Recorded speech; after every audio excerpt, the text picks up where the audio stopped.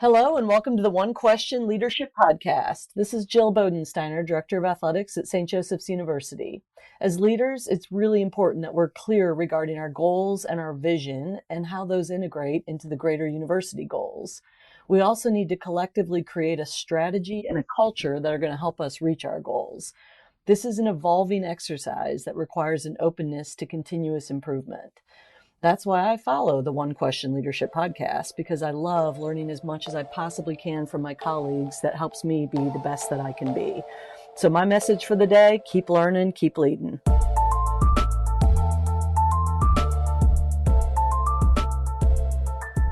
Greetings, this is Ty Brown and welcome to the One Question Leadership Podcast, where we highlight executive and organizational leadership. Be sure to follow us on Twitter at 1Q Leadership. Our guest today is Richard Duran. Richard is the athletic director at University of Incarnate Word. Greetings, Richard. Thanks for joining us. Thanks for having me, Ty.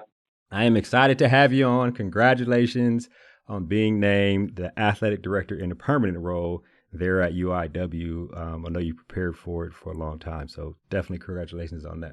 No, I appreciate it very much. I remember about a year ago, Ty, we were sitting down eating lunch at Panera and talking about my goal to be a Division I AD one day. And fast forward a year, and then here we are, chatting again, this time not in person, but kind of seeing what the past year has kind of taken, the twists and turns, ups and downs to get us to this position today.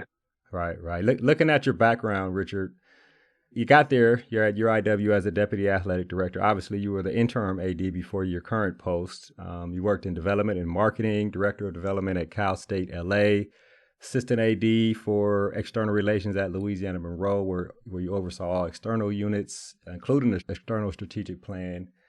31 years old, just under 10 years in the profession. You mentioned our conversation at Panera, which, I tend to veer towards picking people's brain, whether they want me to pick their brains or not.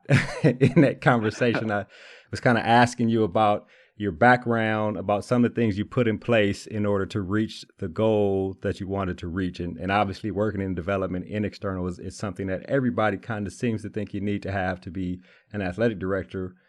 So I kind of want to ask that question now. Talk about your career development and some of the inflection points that led up to being named the interim AD there at UIW. Yeah. I think every stop along my career has had so much value and what it's brought to me professionally. And actually, it really started as a student athlete at Whittier College, Division III student athlete, played football, and really got my gauge to wanting to be an AD. I originally wanted to be a head football coach. My dream, if you look at those high school all-star programs for football games, it said I want to be the head coach at my alma mater and a bio teacher. Took one bio class in undergrad and quickly learned biology was not for me. So that wasn't it. Yeah. So, wanted to get into the business and didn't know how. Had a great mentor. She taught me about what being an AD is, get to be the football coach's boss, which I thought was kind of cool. And then from there, after graduation, I met a alum that helped get me on as a paid intern at the Big West Conference, which I was so lucky to get that opportunity as it taught me the foundation of what college athletics is all about. Dennis Farrell, the commissioner there, was a great leader. I learned about great leadership, what it means to do the right things for the right reasons, and just get a true base and understanding the networking, the relationship building, all those aspects, which got me over to UC Riverside, where, I was handling the annual fund, the special events, the back of the house for the external, and really learned what it meant to be, a revenue generator in college athletics. And there I was doing so much and just, getting thrown into the fire a little bit that it really helped me understand that, yeah, you got to work your tail off. You got to put in a lot of hours and you got to make sure that you use your time wisely because of all the work that needs to get done. And, the second piece there is I got connected with my former boss that, took me along to Louisiana Monroe and really invested in me and made a commitment to me to really help me, bringing me up through the ranks and teach me about what it means to be a successful administrator. And at Louisiana Monroe, I learned the hard lessons of how to do so much more with very little. And, every single day we were very stretched for resources, but we could not use that as an excuse not to get the job done. And when we're there at the Sun Belt, all these schools are making progress and doing great things across the league. So at ULM, we had to make sure that we were trying to keep up with them and do the best we could with what we had. And, we had to be strategic in everything we did. We had to make sure we committed the right resources to the right projects, our time, energy, into things we thought were going to help to make the program as a whole better. And then when I got the opportunity, originally I was doing event management, marketing, sponsorships, sales my first year, some annual fund work, and then getting the opportunity to oversee all of external was great because I think I was 25 maybe when I got that opportunity, and to really just get thrown and continue to learn from one of the great fundraisers in the business, and then learn about what it means to manage a team and oversee the revenue generation for a department. That was a great experience for me. And then going on to Cal State LA, there I worked. I was working out of the advancement office, so getting to see firsthand how university advancement works and the fundraising strategies and the big picture. And I was fundraising specifically for athletics and overseeing the athletics external affairs there, but seeing how it's done on the other side of the house. And that opened my eyes to so many things, and seeing how differently it can be done, and how just college athletics fundraising has a lot of similarities to the university fundraising, but different strategies at different times. And so that was a great experience for me. And then coming on to UIW, I, for the first time in my career, felt I had a voice in the room when decisions were being made. And so I'd have back and forth, have great dialogue, great conversations, great debates, with the former AD. And it was all about making sure we were doing what was best for the student athletes in the program in the long haul. But every single stop along the way, there was just so much value that helped position me where I am today, both personally and professionally. So what you mentioned, those are excellent inflection points in your career, and it seems like you got a wealth of experience, like in the first few years working. I'm going to go back. You mentioned going from intern at the Big West, and then you got a job at Riverside in development. Now, were you actually asking for money at Riverside, or was it like in the events part, setting things up so things can work for development events? Or like, were you just a youngster, like, let's go, teach me how to sit down and talk with these big time donors? Tell me about that part of it. Yeah, no, that's a great question. I was in charge of the mailings, the emails, and some of the phone calls. So I was really the guy not going out for major gift asks or anything like that, but I was really just the annual fund renewals, making sure I'm emailing folks, getting the annual fund mailers out, doing the email blast and the phone conversations. So that was my role there. And then with the event side, I was just building relationships with donors and making sure they were taken care of and stewarding whatever their needs were, as far as whether it was, the courtside scholarship roll seats, or making sure there was a pregame party that they wanted to be a part of. We were doing a fan trip to away game like we did to USC when we played men's basketball there. So it was really about, doing the annual fund, the back of the house type of things, but then also, the one-on-one interactions during events and things like that. But also, working under, my former AD, you got to see the major gift side, and there was a push for a arena fundraising project there. So kind of seeing the work and the details that were going into that, helping to put together PowerPoints and things like that was just great experience to me, seeing from, not directly involved, but just kind of from the back end. And working in, I guess we'll call it operations, right? And when you first began working in operations, you have to really pay attention to detail. And that's one of the most important things. So you had your hands kind of in everything development related, which I assume tied to campus, tied to athletics, working with the athletics director, working with the people who were doing the ask and the donors, and actually knowing what student athletes were doing so you can help tell that story too, which is very important, I guess, when you talk about development and talk about your path. And then at some point there, you actually started fundraising. Am I right? Yeah, exactly. And, to get some of those renewal calls and to talk to folks and figure out, hey, can we get you back on board? If you had any troubles, what were they? How can we correct those? Just really getting some of those introductory phone calls, because we had a 3-person shop. It was our head of external. We had a director of development that was doing the major gifts, and then myself. And so really the folks that weren't, major gift prospects or weren't at that level, I had the opportunity to reach out to them. And I had a great script, I had some great coaching and really, had people sitting there as I was making calls to make sure I was doing it and saying the right things. But I had the opportunity to learn as I went and learn, from people that have done it previously and had success. And that was really beneficial to me because, if I just went out there never having been taught at all, that would have been a real struggle. But I had some confidence because I know I had those people by my side kind of teaching me as I went. Yeah, that's excellent information. I think about people who want to be ADs one day or who want to work in development, and they may look at it and be overwhelmed thinking that they have to sit down in front of a donor and ask for a bunch of money. But even just the renewal calls is a start, right? And the people you're working for won't allow you to fail at a renewal call. They want you to be successful too, right? Because everybody looks good if everybody looks good. So That is interesting to me. And you talk about your time at the number of different stops over external relations to creating strategic plans for external relations, marketing. You had experience in all those things, right? So your mind kind of knows how all these things work. And then you come in as deputy athletics director. You're helping Brian Wickstrom was there as the AD. You're helping him put things in place. And he was a big fundraiser. What I know about him is raise a bunch of money and get a university going in the right direction. So that had to be excellent. I guess we'll say tutelage, excellent education for you too. But what was your role as the deputy AD for that year and a half in that role? Yeah, so I was overseeing all of external, and really, I had the opportunity to work under the same AD for 3 stops, and working under Brian at UIW was just another opportunity for me to learn from one of the success stories in fundraising in college athletics. And so when we came into UIW, it was really an empty cupboard, right? There was a handful of sponsors, very low season ticket holders. There wasn't many donors supporting the department. And we knew we had the opportunity to really build it from scratch. And that's what we did. And at the end of the day, we can do all the planning in the world. We can do this, that, and the other to prepare. But eventually you got to go and start asking people for support. And that was the biggest thing, is just getting out there and asking people to get involved in whatever way possible, whether it had been, just free food for our student athletes in a trade deal for sponsorships, whether it was hard cash, whether it was joining the courtesy car program, whether it was doing an annual fund gift, whether it was, buying season tickets for football or the basketball programs. Eventually you can prepare, but you got to go start asking. And I think that's sometimes one of the hardest things, for some folks is, we like to prepare, we like to cultivate, we like to do these different things, but eventually you got to go ask people for support. And that's really one thing I learned is, building the relationship, learning how to do it quickly, and putting that relationship in a position to ask for support. And that's one thing I learned over my career working for the same AD at 3 stops, was just how to ask for the funds and how to do it in a manner that puts you in a position for the best way to potentially get a yes.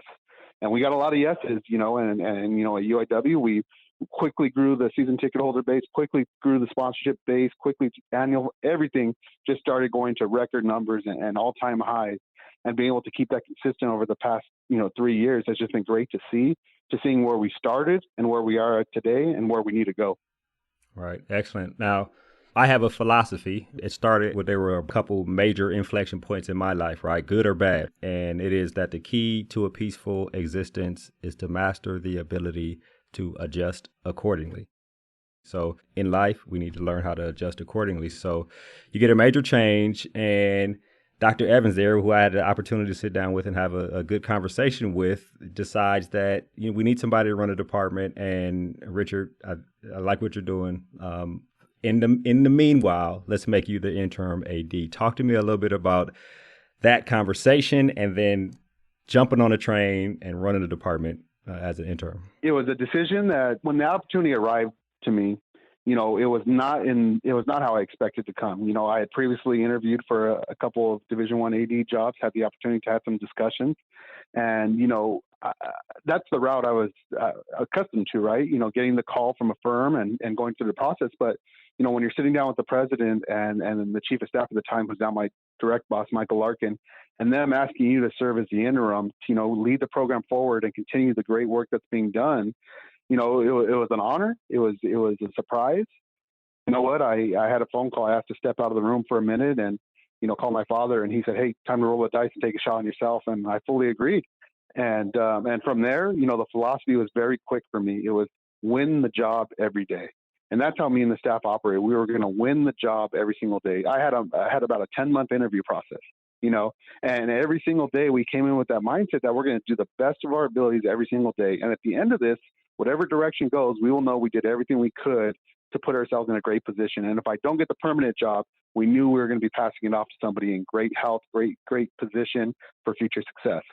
And, what was nice about it is Dr. Evans and Michael Larkin were so transparent with me and saying, "Hey, here's what we're doing. We've hired an outside firm. This is going to be the timeline. This is what we're going to be doing." And so, at not once was I ever promised or guaranteed or assumed that it was going to be my opportunity. I had to earn it every single day. I had to ask the staff to support me and support our student athletes and the entire team. The reason why I believe I got the permanent job was because of the hard work, the dedication of our student athletes, of our coaches, of our staff, of our supporters. Everybody bought in what we were trying to do, which put me in the position to get the permanent job. And you know what, to be very honest, COVID broke out at the start of the search for the athletic director. And it gave me a new opportunity to manage the department in some extraordinary times that we hadn't seen before. And I think that helped added to my kind of resume and to my rationale. So why I should be the permanent AD. And really when that about 10 months after the original meeting in Dr. Evans' office, Dr. Evans, Michael Larkin, and myself reconvened. And it was just one of those proudest moments of my life where, those words started coming out of Dr. Evans' mouth. It brought tears to my eyes, quite honestly. I remember Dr. Evans throwing a box of tissues over to me because I knew a personal and a professional goal and dream of mine had been achieved. And I was getting the opportunity, and the university that I had committed everything I had to was taking a chance on me for being my age, having a little less than a decade of experience. There's folks that do a phenomenal job in this business and work 20, 30, sometimes 40 years and try to get their AD job. And for this university, for UIW, for Dr. Evans, Michael Larkin, take a shot on me, it meant the world to me. And then I told them, just because I was going to be the permanent AD doesn't mean our efforts were going to slow down. And just as hard as we worked every single day, that's what we try to continue to do since I've been named the permanent. I wonder, when they gave you the interim title, did they spell out expectations, roles, and responsibilities? I mean, was it in general 50,000 foot view? Hey, athletics, make sure it's great, lead with integrity, or did they go into any of the weeds? Like, look, here are a few things we want to accomplish. Before we name a permanent AD, we want you to help us do that. We think it'll be good for you. Like, how was that part of it in terms of the responsibilities? Yeah, no, it's a great question. And, Dr. Evans and Michael Larkin, all my dealings are just such great minds and thinkers and big picture thinkers that they really just said, Rich, we're on a great trajectory right now. There's great things happening within the department. Let's continue to keep this thing going and continue to make progress. And that was one of the biggest things, just continue the progress that was being made. And then for me, having been in the department for the previous 2 years or so, I knew there were certain things that I want to do myself and implement. And, just because I had a little bit of a different philosophy that I thought was going to bring value to the department. So they kind of just said, hey, do the right things for the right reasons and, just run the show. And as we make progress and as we make decisions on the direction of the AD search, we'll keep you posted. So they really just allowed me to go and to learn as I go. And you know what? My day-to-day contact with Michael Larkin and just, that first few weeks, I'll tell you this, my first few weeks of interim were the craziest first few weeks of my life. My hours and the time I was getting, I burnt myself out those first 3 weeks because I had to really get my hands around everything that was going on. And yes, I was the number 2 previously, but there was so much that I wasn't directly involved in that I had to catch myself up and do it in a hurry. And so I had daily conversations with Michael Larkin about what's going on, what I'm thinking about, what I'm trying to make a decision on. And then from there, as I got more comfortable, our day-to-day conversations went from day-to-day to every other day. And then, once a week, and then to now they're bi-weekly, because I had a full grasp of what was going on in the department. But again, I was not allowed to fail because, I had support there every step of the way. And that was one of the most meaningful things to me, is because not only was our staff and our team working extremely hard in the department, but our leadership across campus was there every step of the way and wanted to make sure they knew that they made me know that I had their support every step of the way. And that meant a lot to me because I felt that I could make mistakes, but as long as I was trying to do it for the right reason, I was going to be okay to learn from them and continue moving forward.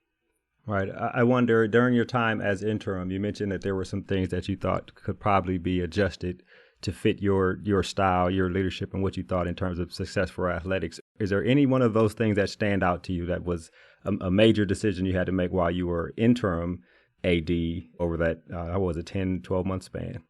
Yeah, the biggest thing, I've been, at my different institutions I've worked at, I've seen how athletics can put itself in a position as a silo and really just operate a little bit differently than the rest of the campus.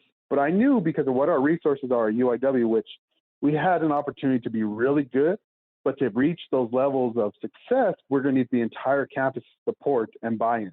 And so one of the biggest things I got right off the bat was I had that first maybe 1 or 2 weeks, I met with every single kind of high-ranking leader on campus, whether it was the provost, CFO, the dean, the comptroller, anybody I could think of that had some influence and direction and had some relationships with athletics.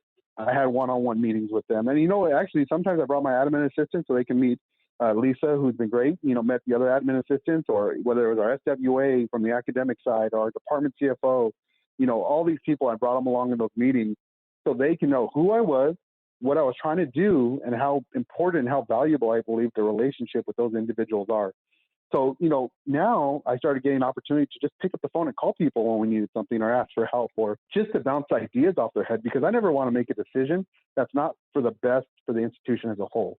And I'm always looking at the greater good of UIW. And so if a decision for athletics isn't going to support the big picture for UIW, then it's not the right decision. And so having those conversations and building those relationships, and we say, building the bridge across campus, we have the San Antonio River that splits our campus in half from the academic and the athletic side. I want to build that bridge to the academic side of campus and make sure that athletics and academics are working together for the greater good of our department.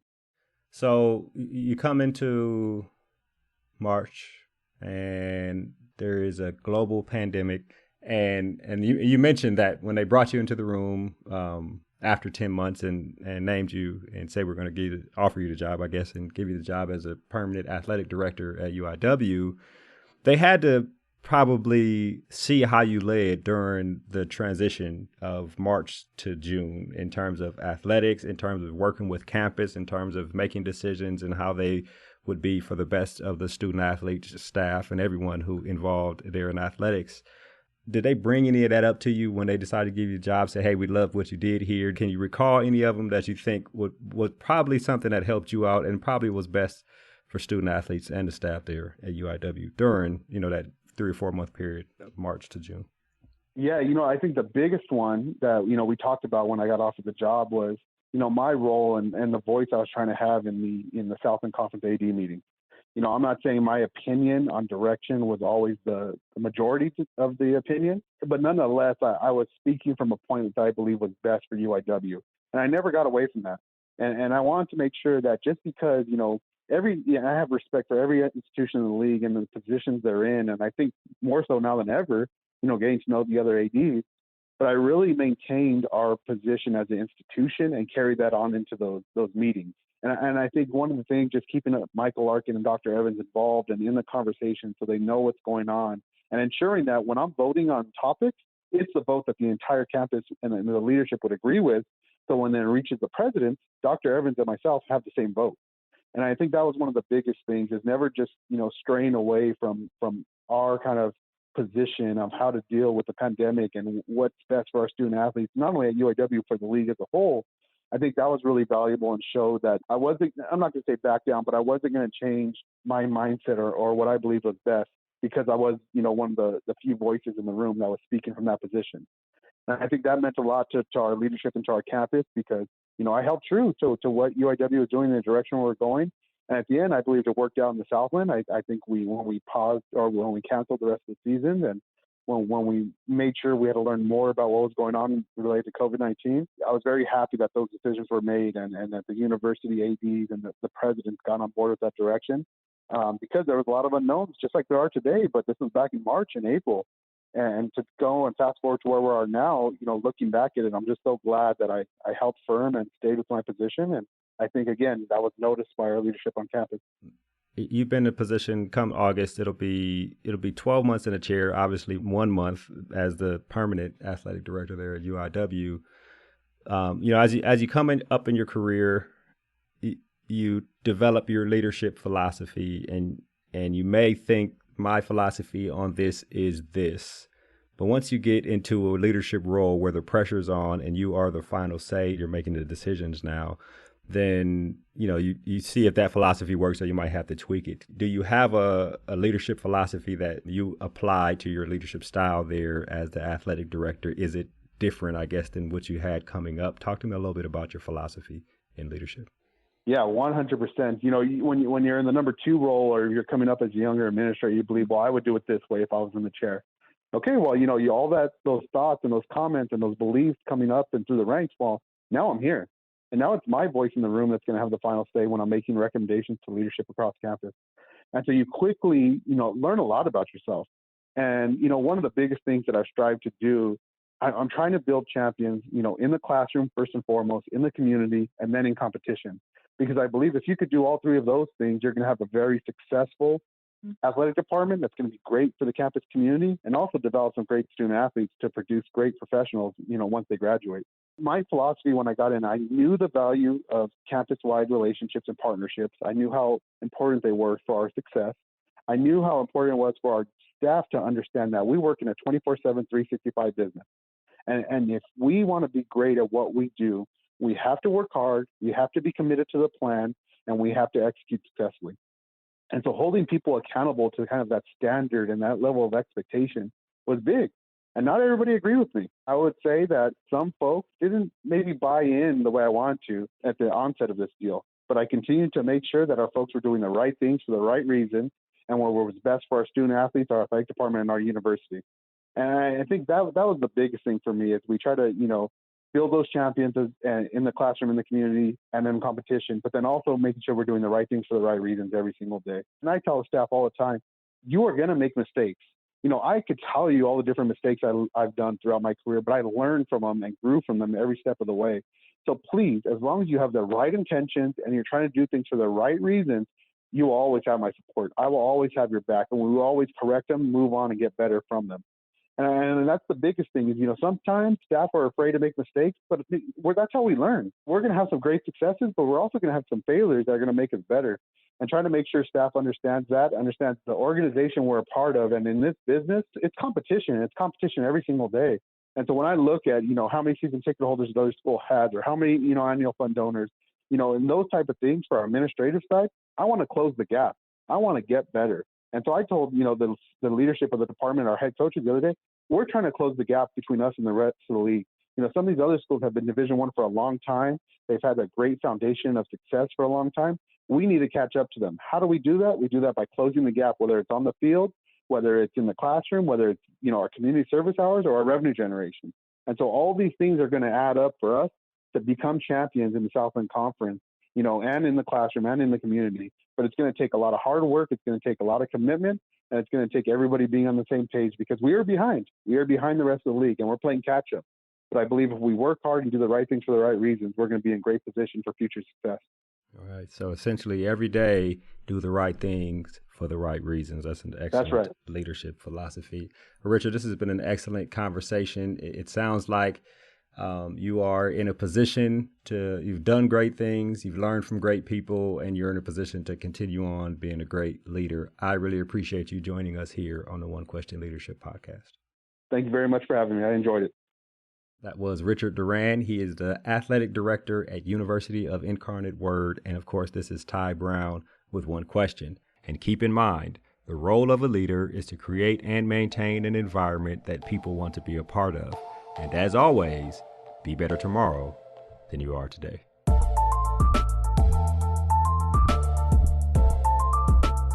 This episode of the One Question Leadership Podcast is produced by Spades Media Group, solving problems using creative leadership.